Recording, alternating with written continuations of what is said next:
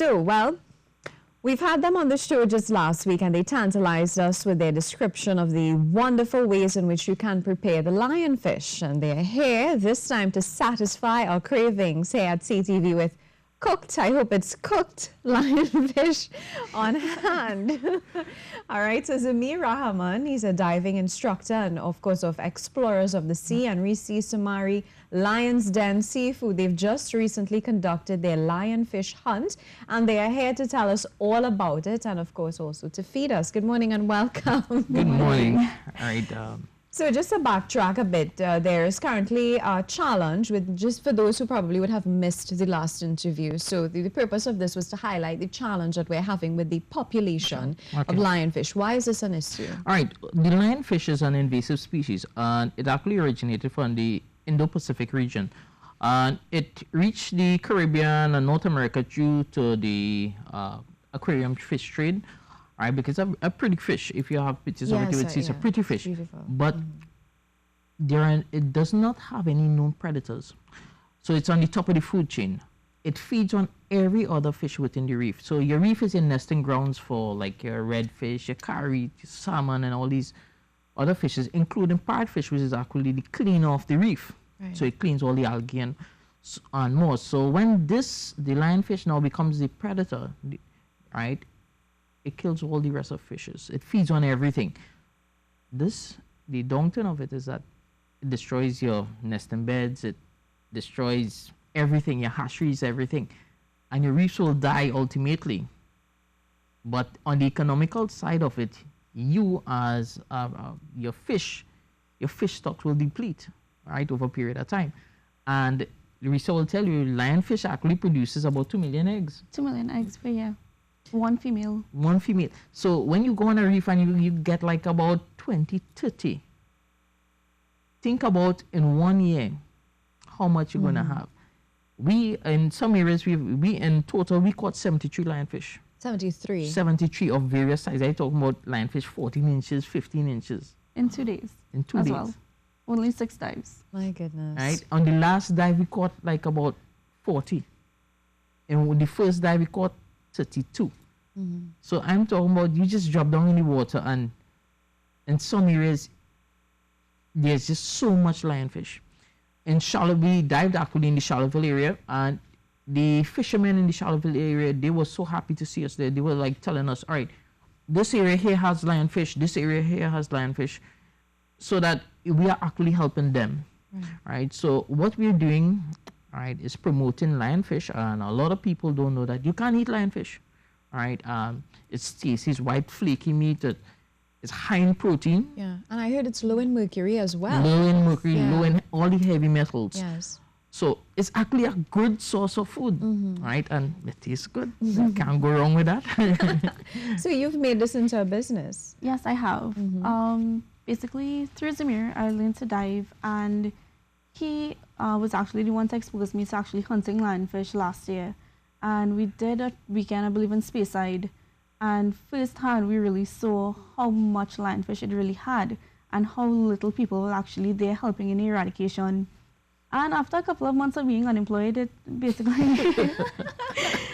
it seemed to be a pretty good business venture because it essentially became a hobby turned into, business. Yeah, and it's a sport now. Yeah, well, here was happening. When you go down there, and you see these things, you could do something about it. Most divers will enjoy, going down there. And spearfishing lionfish is not like with a fish gun. It's just a pole spear with a rubber. Yeah. And you just slide back and... I know, but they're kind of pretty, They're very pretty. Yeah. But... They look pretty on a plate. That too, right? If you look at one of the things with lionfish, right, is lionfish is... poisonous. Yes. Right? The dorsal fins, the pectoral fins, and the anal fins do carry toxins. So in preparing lionfish, you hold it by the head, take a normal your kitchen scissors and just nip off the fins. And it's fine. It's perfectly well. Good. All our lionfish that were caught were properly well eaten. So we had it grilled, we had it barbecued, curried. It was very tasty. So what was this experience for you like? I mean, as for any, weekend diving, it was absolutely amazing. It was intense because it was so much lionfish, and overall it was really fun, and it's a good feeling too, knowing that you're helping with the eradication, because this is, I think, is our first love, right? And Tobago has some of the best diving in the world, I would have to say. And knowing it's a 15-minute plane flight across, something that's not is not something you want to lose. The coral reefs, you really want to help protect the health of the coral reefs. So how were you able to turn this into a business venture? Do you now sell lionfish? Yes, lionfish is actually my main product right now. All of our lionfish comes from Tobago. Again, we buy from local divers, so 100% local. So you prepare, how do you you clean it and package it and... Once we get it, I remove the spines, I scale it, gut it, remove the fins. So essentially it's the whole fish, but it's ready to season and cook. How do you discard of these spines? It's biodegradable, I would think. Biodegradable as everything else. You just double wrap it, put in your garbage. And it's not poisonous or anything? Not poisonous, right? Yeah. Okay, and where is your stuff sold? Right now I do not have a retail outlet, but I'm based in Couva. And again, it's more of an online seafood store at the moment. So 99% of my sales are deliveries. Okay. But if you prefer to pick up, you can pick up in Couva. What sort of demand you've gotten so far? Demand is absolutely ridiculous right now. We cannot keep up because the issue with lionfish is, even though it is so plentiful, it's kind of inaccessible, I would have to say. You don't have much divers going out to actually go and catch, which is really the purpose of, trying to promote the culture of getting more people to, jump in and help with the eradication and, help with the supply as well. And that's where you come in. Well, that's where I come in. We have the support of RNC divers out of Crown Point in Tobago, right? And they assist us anything we need. That once we call them, they supply resale with fish. And once we call them, they're there. They set up everything for us, and they try to promote what we're doing in Tobago.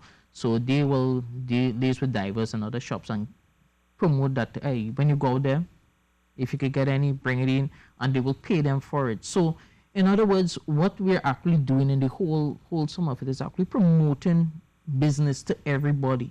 So, the economy is what it is, but if we do things like this and everybody look at it, it makes it better for everybody. There is, it passes around. Everybody gets something out of it. So it's not just the divers, or not just Risa who's doing a business. It's everybody gets something out of it. So and it works out. How many divers participated in this? In this one was 10 of us, right? And 10 of us, it was a hell of a trip because, to get everything organized and to get everybody involved took a lot of effort. Right, because it's a lot of coordination, because we stay up in Charlottesville. Charlottesville is really isolated. So, RNC did an excellent job in locating accommodation and setting up the boats because they use their boat. So the biggest thing is that if you ever see scuba tanks, is login scuba tanks. You're talking about 10 divers doing 6 dives, like 60 scuba tanks. So that was the biggest thing. But other than that, everything worked out excellent. And everybody on the trip had a great time, including the people in Charlottesville. And how do you prefer it prepared? Curry? Honestly, I love it deep fried. Deep fried? Yeah, deep fried or grilled. All right. And what about you? Well, any which way it passes, we eat in it. So. And how do the divers in Tobago feel about this, knowing that they now have a market? They're happy for it, because before they used to just shoot it, right? Trying to protect the reef, just shoot it and bring it out and whatever, and they would basically prepare it however which way they want. Okay. But now that there is a market for it, they will actually go after it and actually take it in a large scale and know that, hey, we have a market, we can make something off of this, instead of I'm just, whatever I shoot, I go home, I cook it, and that's it. It's a lot it. more incentive for them. So it's really to keep the momentum going and not let it be a fad for them. What's your vision for your business now? Wow. I mean, it's really to create a sustainable market around lionfish. And again, let it not be a fad. Let this continue and progress. Maybe even export, who knows, depending on how the populations go across here. And take it to our local supermarkets as well. Restaurants, get the wholesale price, everything, and really let it be sustainable. And Mr. Rahman, how has this impacted your diving business? Because it's no longer just diving. Well, with me, I just teach diving for a hobby. I enjoy, I enjoy that experience of, what I do and passing it on to others. And this comes in and just makes it even more fun because people dive and then you have some people who like to hunt. So it just goes in hand and it just works out just good. And for me, hanging out with people like Risa, Neil, Mikey, all of these guys, and it's just fun. The whole aspect of it is that everybody has a great time on this trip, or any trip we do like this. They have a great time, and that's the whole thing. What about safety? Well, safety is paramount on everything. And before we do any trip like this, one, it depends on which part we're diving. So there are different levels of divers that we will take out. Right, and this trip was a lot of deep dives, drift dives, something. So it had only advanced divers to go with that. All right, the safety aspect of it is that before we do anything, we had a briefing of what we're going to do and how to handle this. So it's not like you could go and just hold a fish with your hand. That don't exist. Right. We have tote bags. Right, I sent you all some pictures. I sent Sophie some pictures. Right, with some of the fish in the bag. These bags, when you stick the fish in, there's no way for it to puncture to injure you. So you don't actually use your hand. You just stick it in. There's a flap, and you just pull it back out. Keeps the fish in. So you're not handling it physically with your hand. So in protecting divers, contact with that, there's no way they could get in contact with it. And all this were covered in the briefing of what we're going to do, what we're going to accomplish. So, you cover everything. So when is the next Lionfish Hunt? Well, that one, me and Risa have to sit and we have to plan because that one, and most likely I will let you all know because, it's something good that you all could get involved. I was hoping to see you on Charlottesville with us. But Next time, for sure. Next time, for sure. What do we have here on this plate? Risa will give you this one. Risa, did you cook this? I definitely did not. I am an awful chef. And this is why I always go to Chef Rishi Ramutal. Who has been a loyal customer and a huge lionfish advocate. He made a lionfish carpaccio. Basically, it's a smoked lionfish with some lime, capers, onions, and yeah, I hope you enjoy. Oh, and also, Rishi has also done a lot of lionfish recipes. Right. I would have to say, based on my interaction with a lot of the local chefs, he has really been one to experiment a lot with lionfish.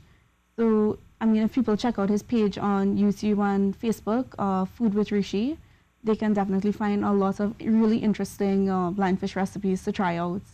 It sounds wonderful. So hopefully this one should be up as well soon. Yes. Now, how can interested persons get more information? All right.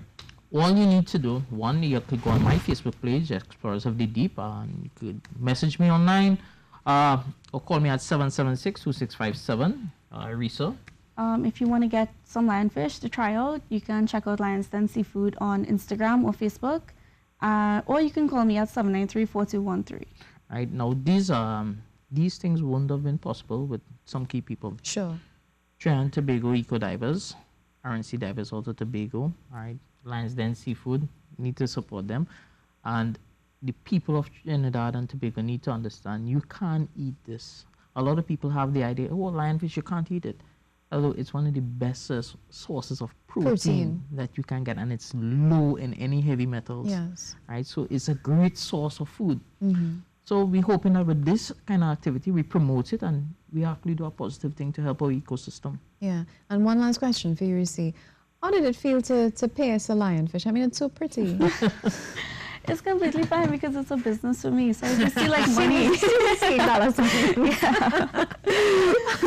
Oh wow, it's really a pleasure having you all on again. Thank you so much for taking the time. And you're a diving instructor, yes, and the name of your business, Explorers of the Deep. Yes. All right, so you can reach one more time your number. 776-2657. 2657. Great. And Risi Sumari, Lions Den Seafood. That's the name of your company as well. You are on Facebook? Facebook and Instagram. Wonderful. So we'd like to thank you again for, inviting us to participate. Take part. You're looking a little skeptical here now, come on. I'll try it in a bit. I'll try it in a break. Thank you so much. It's been a pleasure. Thank you. Same here. So we take a short break for the news. Stay tuned.